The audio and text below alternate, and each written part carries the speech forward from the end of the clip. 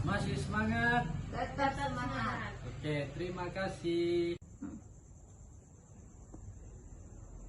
Jadi hari ini kita akan sama-sama mempelajari sesi ke-14, yaitu mendukung keluarga mengakses layanan untuk penanganan anak stunting ya Ibu. Oke, jadi topik hari ini yaitu layanan penanganan anak stunting. Oke baik, saya mau bertanya kepada ibu-ibu, apakah ada kasus stunting di lingkungan sekitar Bapak Ibu? Apakah ada yang mengalami stunting di tetangga ataupun di lingkungan sekitar Bapak Ibu? Ada Pak. Bagaimana Ibu bisa tahu kalau itu dia mengalami stunting? Karena ini Pak, tinggi badan anaknya tidak sesuai dengan teman sebayanya. Oke, betul sekali. Dikatakan stunting itu apabila pertumbuhan fisiknya tidak sesuai dengan usianya. Betul ya? Oke, yang berikut. Kalau misalnya di keluarga ibu ada anak yang stunting atau mengalami stunting, apa yang ibu lakukan? Memberi makanan bergizi Pak. Memberikan makanan bergizi. Ada lagi? Membawa ke posyandu Pak. Oke, terima kasih. Kalau ada anggota keluarga kita yang mengalami stunting, yang perlu kita lakukan adalah kita membawa ke posyandu, kita membawa ke puskesmas, ataupun memberikan makanan bergizi dan memberikan stimulasi agar anak itu bisa menjadi baik. Yang berikut lagi, kira-kira dalam masyarakat apa yang kita lakukan untuk mendukung keluarga yang mengalami stunting? Anaknya tidak boleh diolok-olok pendek. Ya, tidak boleh diolok-olok. Apalagi tidak boleh dibanding-bandingkan tidak dengan boleh teman dibandingkan bermainnya. dengan teman-teman anak-anak lainnya ya. Iya, Pak. Supaya dia juga jangan merasa dikucilkan dari pergaulannya. Jadi kita terus harus mendukung agar dia tetap semangat dan kembali menjadi seperti anak-anak seusianya. Oke, jadi baik. Terima kasih atas jawabannya ya ibu-ibu. Ya Pak. Jadi apabila ada anak yang mengalami stunting, hal yang perlu kita lakukan adalah keluarga atau ibu-ibu sebagai peserta PKH ataupun mendapat bantuan sosial dari Kementerian Sosial perlu mengoptimalkan agar bantuan yang didapatkan bisa memberikan makanan yang bergizi buat anak-anak, seperti kita memberi daging, ikan, telur, beras, atau apa saja yang dapat mendukung gizi anak tersebut. Seperti itu ya Ibu. Ya Pak.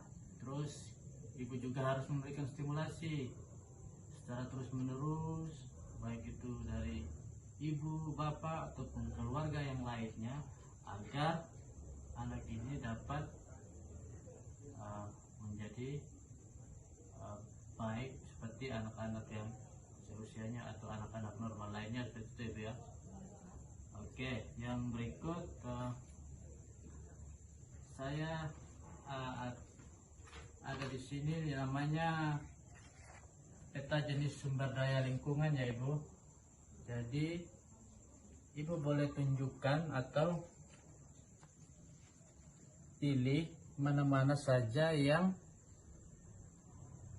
atau lembaga apa saja yang bisa dihubungi ibu-ibu ketika anaknya mengalami stunting. Coba Ibu Else, coba tunjuk kira-kira lembaga mana saja yang kita bisa hubungi kalau ada anggota atau anak kita yang mengalami stunting. Posyandu Pak. Posyandu, ya betul sekali. Ibu Desi, Ada puskesmas Pak. puskesmas, ya. Apa lagi? Ada lagi yang lain? Dinas sosial. Seperti itu ya. Jadi TKSK, kita dapat membantu atau kita dapat melaporkan kepada mereka untuk bisa membantu untuk merujuk kita ke fasilitas kesehatan. Seperti itu ya Ibu-Ibu.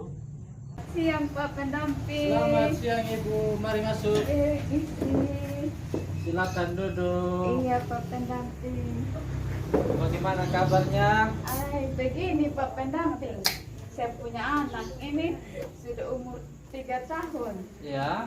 Tapi saya lihat dia punya kawan bermain ini yang umur 3 tahun lebih tinggi dari saya punya anak. Yang sampai dia ada stunting ini. Bagaimana sudah punya cara? Asep sekarang usianya sudah berapa Ibu? Umur 3 tahun Pak. Berat badan dan tinggi badannya sekarang di posisi berapa? Dia punya berat badan waktu timbang hanya 10 kilo. Tingginya Tingginya